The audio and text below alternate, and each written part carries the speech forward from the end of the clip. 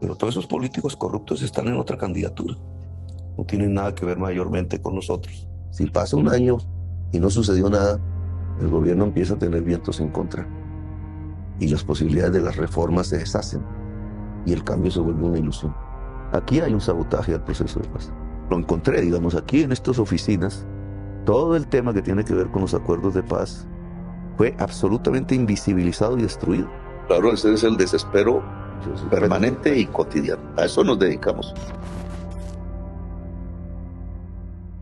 Hace 2 años, Gustavo Petro caminó por esta plaza hacia la Casa de Nariño con la banda presidencial. Su posesión estuvo cargada de simbolismos, primeras veces, incertidumbre y mucha expectativa.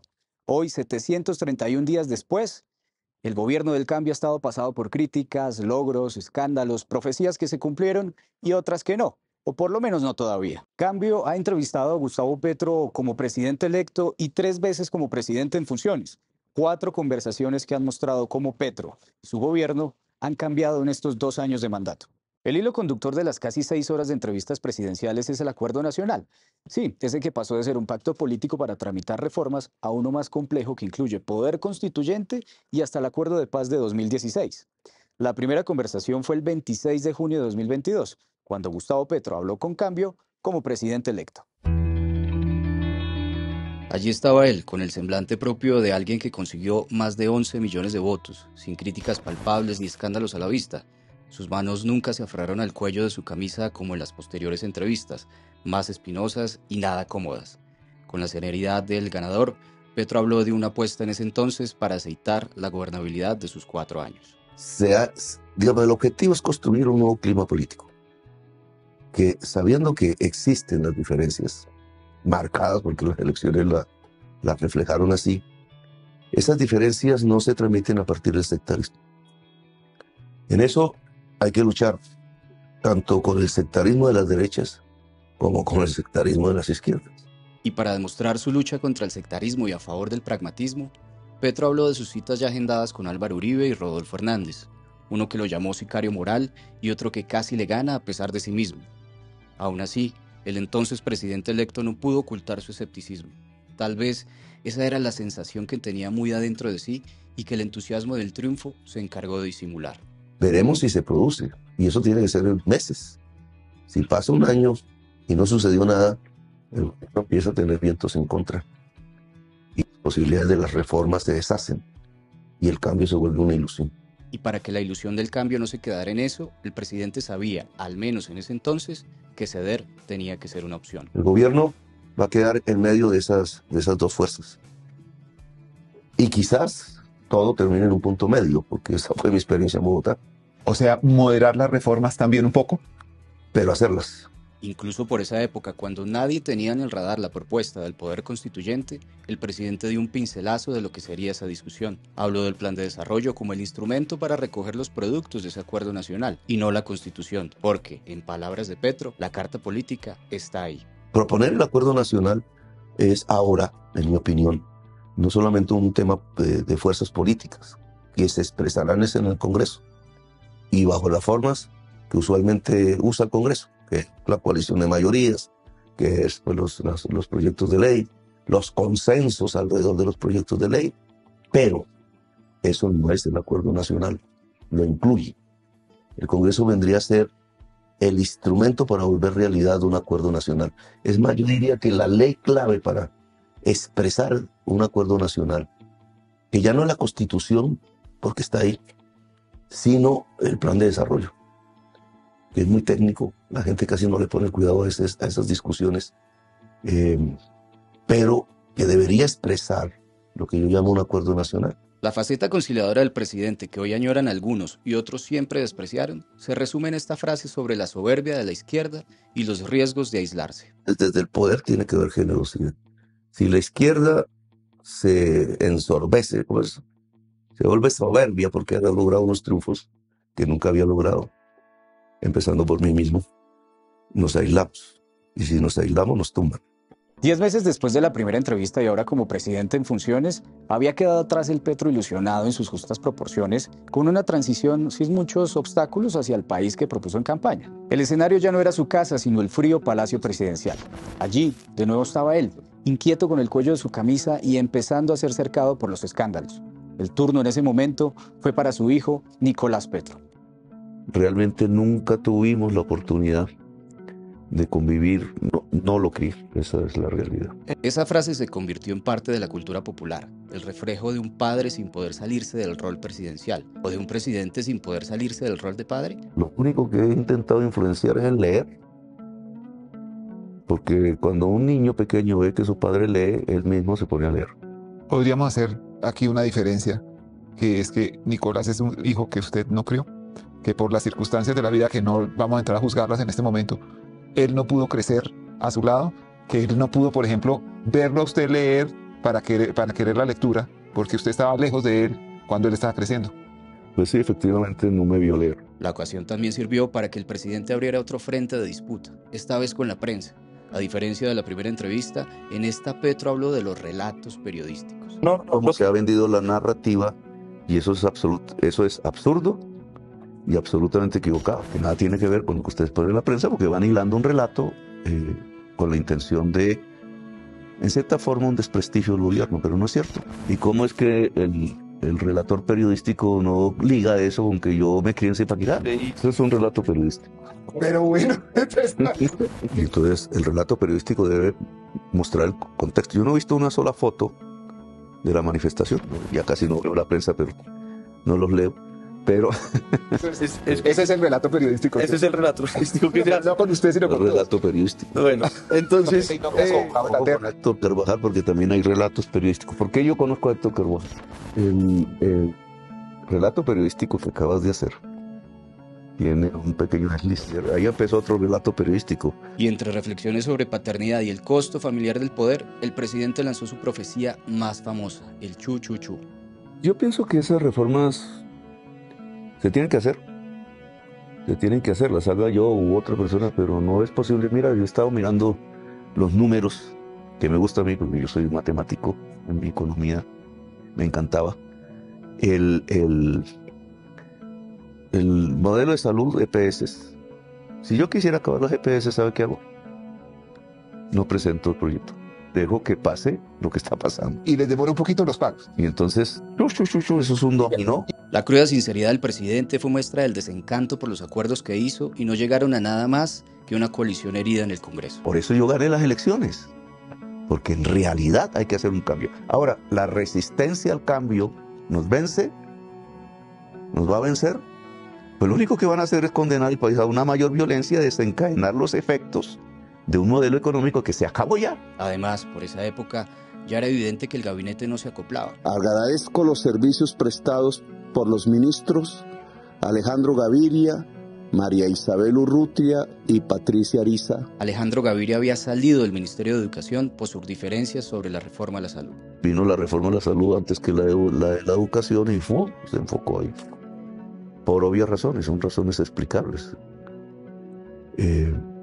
Y allí, pues ya, digamos, la necesidad de que el gobierno explicara muy bien ante el Congreso cuál es su posición, porque es que no puede haber un gobierno diluido frente a un Congreso cuando se tramita un proyecto de ley.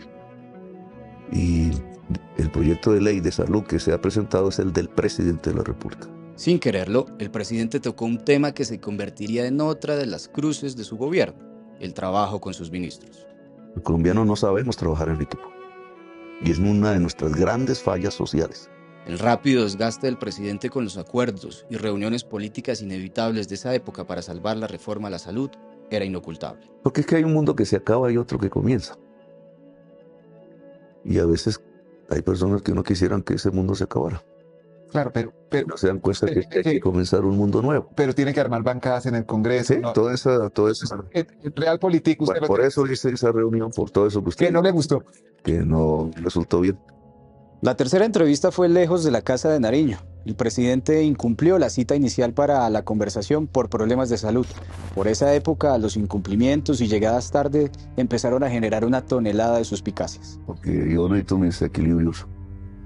Y el cansancio permanente es un mal consejero. Digamos, si usted se excede, pues no va a pensar bien, va a cometer errores. Y en este caso yo no puedo darme el lujo de cometer muchos errores. Sin embargo, a la cita que no faltó Gustavo Petro fue la de su reconciliación con su hijo Nicolás. El mandatario pasó del no lo crié a ponerse en los zapatos del único de sus hijos que se metió en la política.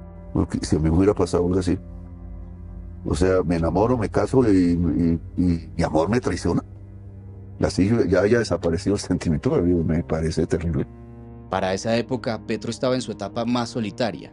Laura Sarabia había salido del círculo cercano por el escándalo con Armando Benedetti. Por ese entonces, el presidente no sabía si su fiel escudera regresaría como mano derecha. Y sobre la posibilidad de que Laura Sarabia regrese eventualmente a algún cargo en su administración, ¿hoy la ve abierta o no? Ya veremos.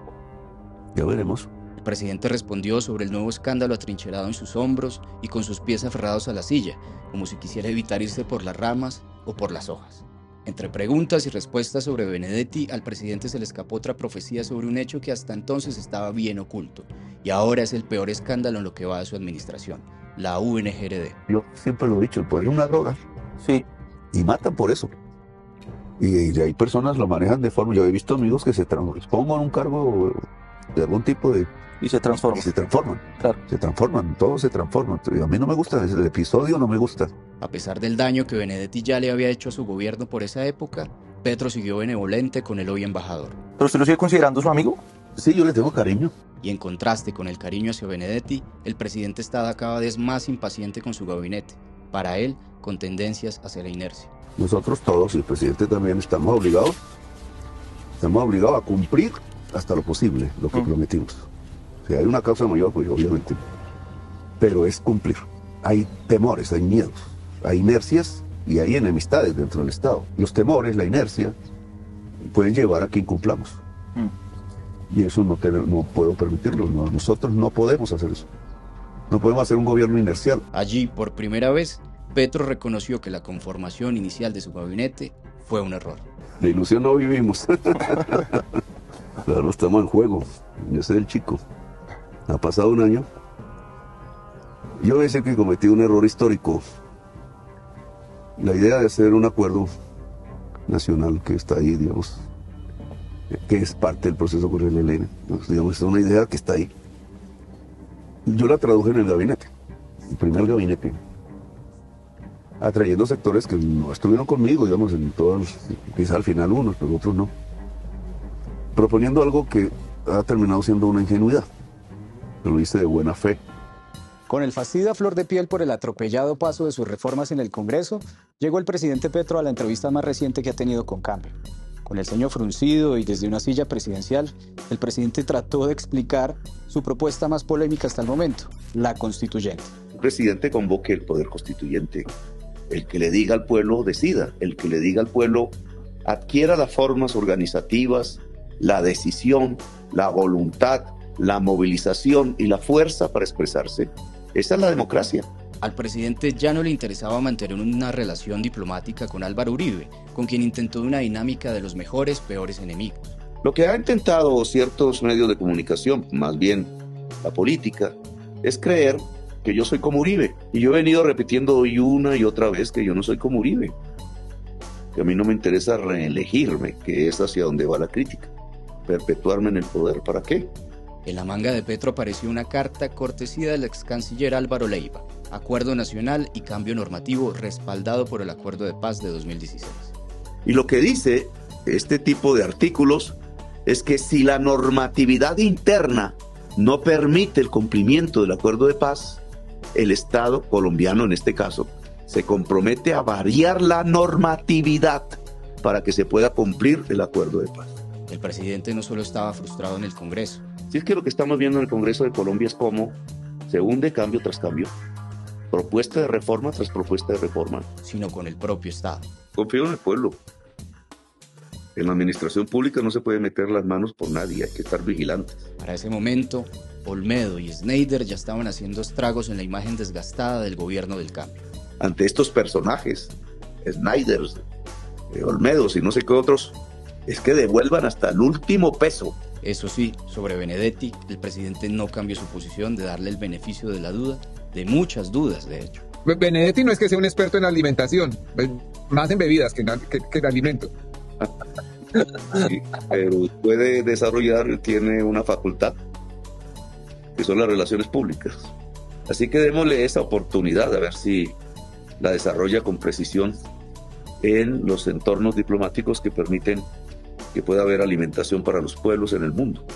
Lo que hoy vemos es a un presidente angustiado porque sabe que en los próximos 2 años se juega su legado en la historia, como un cambio que no fue o uno que se logró a pesar de las resistencias de los poderosos de siempre.